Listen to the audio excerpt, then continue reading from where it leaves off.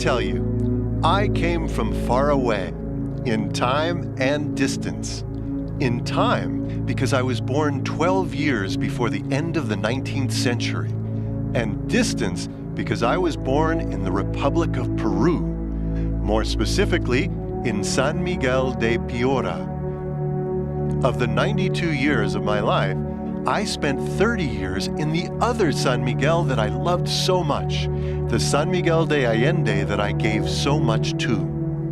Therefore, I am Peruvian by birth, Mexican by heart, and a man of the world by choice and destiny.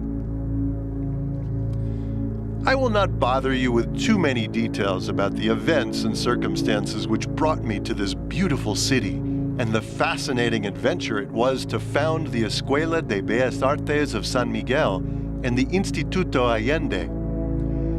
I have very little time to tell my story, to make you participants in my tale. Just the 15 minutes that this short film should last. It will be brief and succinct. I was a painter, art critic, university professor, and member of a progressive political party in my country. But I would be very satisfied to be considered just an artist, one who is concerned about art throughout Latin America, for the wealth that the indigenous cultures passed down to us, as well as for its conservation and lasting value. I am someone whose curiosity for the Latin American reality never decreased, not even in my advanced age. To investigate the essential meaning of the miscegenation by blood and by spirit for 4 centuries, and to discover that in America there is poetry, drama, mysteries, and surprises were a few of my objectives. I was only 20 years old when in 1908, my family and destiny led me to Brussels to continue my studies. My parents insisted that I study law, but I was eager for art, my true passion since I was young, and I couldn't help being seduced by neighboring Paris. Paris was an irresistible attraction for a young man with my aspirations. It was a never-ending party, a drunkenness that pervaded the arts, a free bohemian spirit.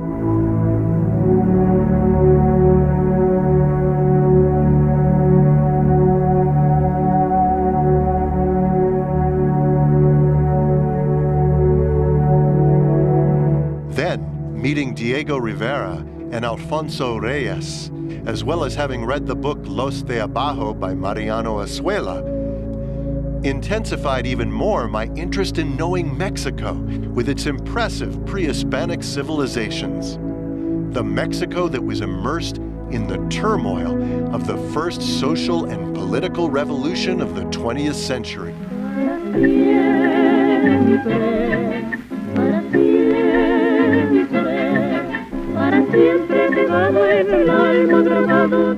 But there would still be a few years before I could achieve my objective. I am now in the autumn of 1926, and I find myself in a desolated train station. It has stopped drizzling. Crystal clear water drips off the long eucalyptus leaves, and the rain-drenched station glistens. The sky gives depth to the blue mountains in the distance, and corrals surround me with lots of maguey, some cabins, and a few shabby warehouses. I feel disappointed and saddened with what I see, but this sensation only lasts a few minutes. I take a small trolley car pulled by mules. Far away, I discern the city over the sepia-colored hills, a painting that keeps oscillating its rusty red color with an ochre between the splotches of green foliage. Under the setting sun, the cupolas coated with tiles reflect sapphires, emeralds, topaz.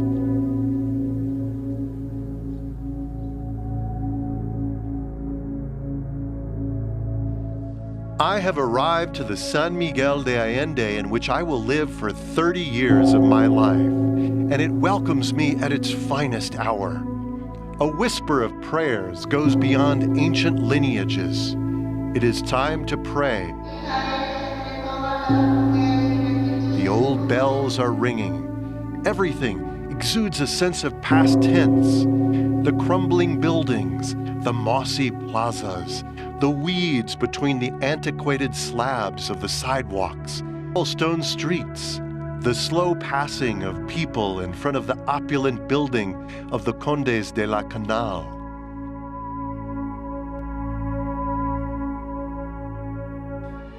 My first impression is that of a cloistered and palatial city. The barred windows, the dark entrance halls with their half-open doors, women with wide skirts wrapped with rebosos, men covered with sarapes passing over the immaculate white patios.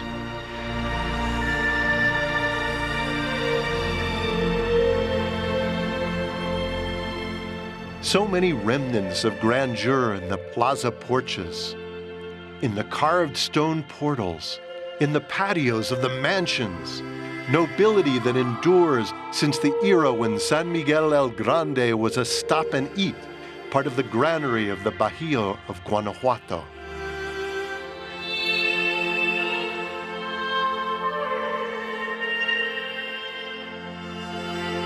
San Miguel de Allende deeply pervaded my feelings.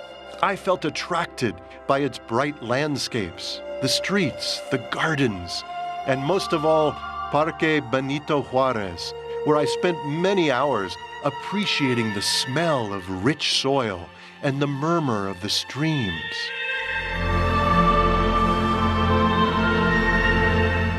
This being my first visit, I left the city affected by its spell.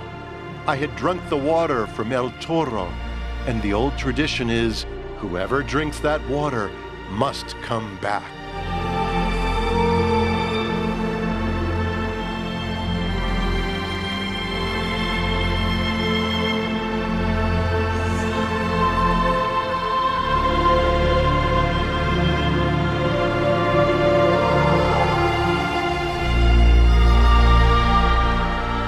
Now we move the clock hands forward at a faster speed.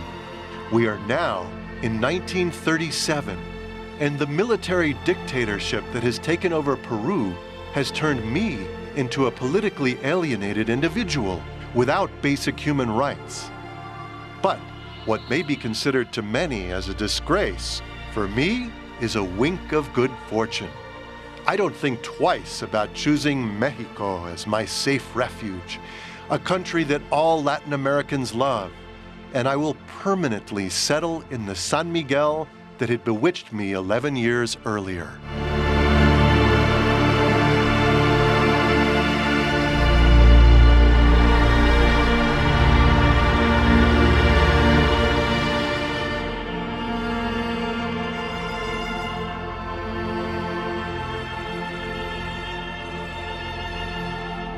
Invigorated by the prospects that the population of only 12,000 inhabitants offers, and encouraged by my past experiences, studies, restlessness, and my years in Europe, where I spent time with personalities such as Picasso, José Vasconcelos, Jesus Silva Herzog, and naturally with Diego Rivera and Alfonso Reyes, I undertake the hectic and ambitious adventure of turning the town of San Miguel into a university center of art education.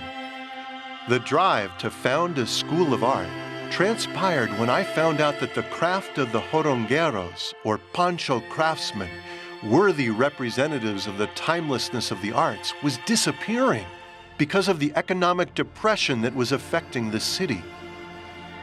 If these men would disappear, there was a risk that the secret of their dyes would also go, and the good taste of their culebria drawings.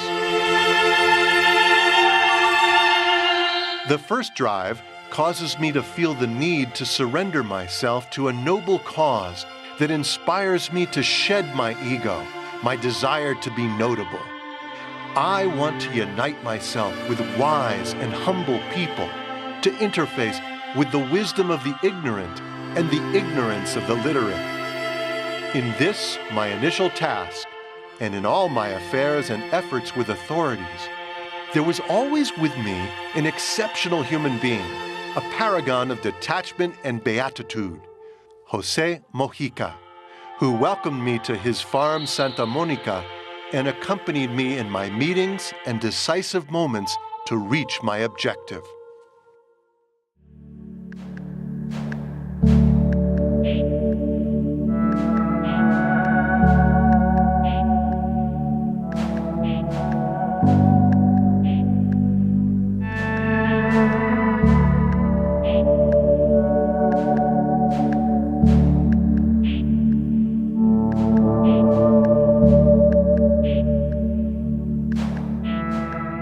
That post-revolutionary Mexico had the fortune to have a president with a methodical intelligence, with a great political sense, and an impeccable honesty, Lázaro Cárdenas. His government gave great importance, without precedent, to matters related to culture. It was a splendid period with the rebirth of Mexican arts and traditions that attracted artists and intellectuals from Europe and the Americas. This art had a great influence in Latin America.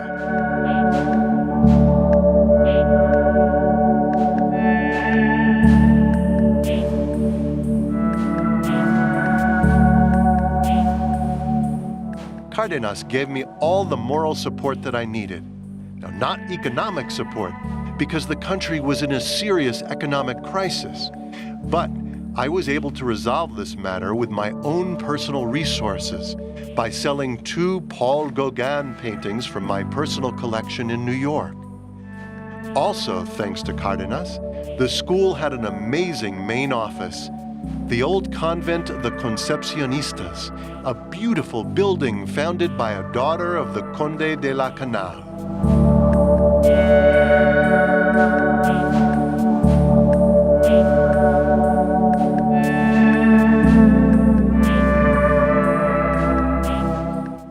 From the inception of the school, I also had the luck to count on the collaboration of Sterling Dickinson, an American from Chicago, a very efficient, cultured individual with a great ability to communicate abroad all of the possible information about the school and San Miguel. His great practical sense and surprising vision were fundamental for the initial success of the school. We had a sincere friendship that survived many circumstances of fate.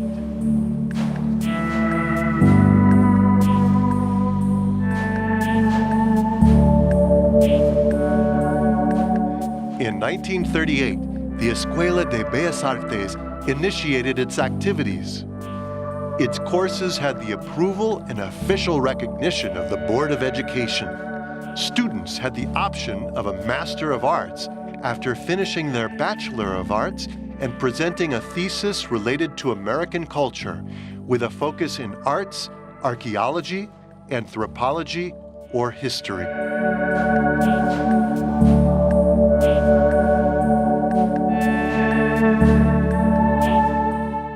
The teaching staff and lecturers couldn't have been better. My enthusiasm was contagious. Rufino Tamayo, Carlos Merida, Pablos O'Higgins, Chavez Morado, and many great artists taught and lectured at the school. The liveliness of those years created a splendid period in San Miguel. A bohemian free spirit permeated the air. I had as long-term guests in the city personalities such as Gabriela Mistral, Leon Felipe, and Jesus Silva Herzog, whose portrait I painted and which is now in the Colegio Nacional. His books, as well as those of Daniel Cossío Villegas, were fundamental to an understanding of the history and politics of Mexico. I also remember with great nostalgia the chats that we had when the great poet Pablo Neruda visited San Miguel.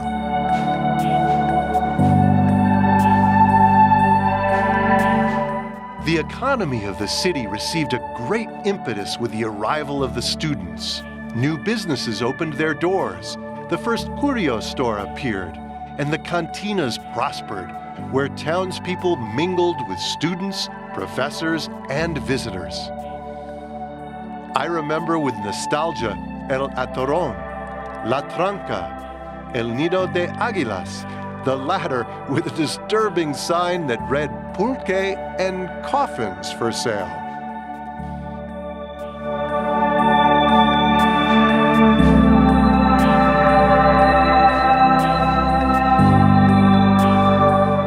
In spite of the risks that more activities generate, a group of illustrious San Miguel citizens from the recently founded Sociedad de Amigos de San Miguel de Allende kept a watch on the dangerous anachronisms, a fragile armor that would somehow lessen the bad taste and the functional attempts against its architecture.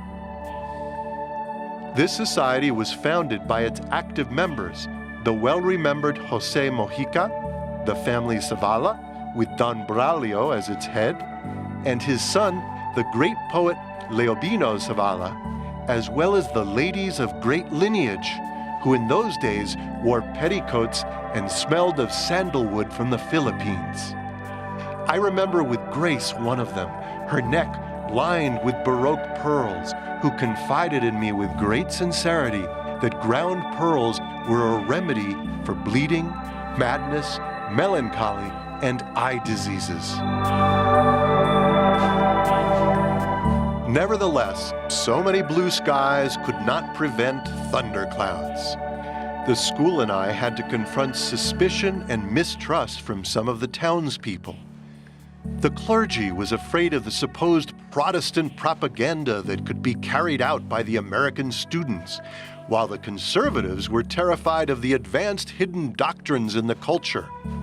I was accused of pedagogical fraud, and thousands of flyers warned the town against the communist danger.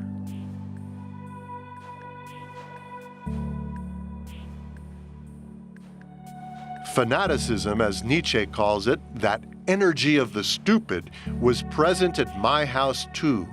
A phone call to the Ermita threatened, "We want to be informed if you are Catholic or Protestant, or maybe a Soviet agent." They did not know it, but quickly learned that I am not one who easily trips over the rocks in the road, and this road would still be very long and winding. As long as the brevity of time that I have been given to introduce myself to you and that I have just exceeded.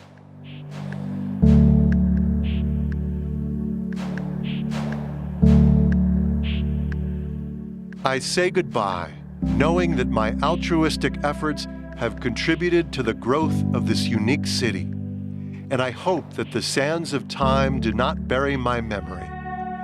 I definitely leave through the entrance door in Calle Santo Domingo that takes you to Atascadero, the one that I had built to replicate the old door of Colonial Cusco, which shares so many similarities with this longed-for San Miguel.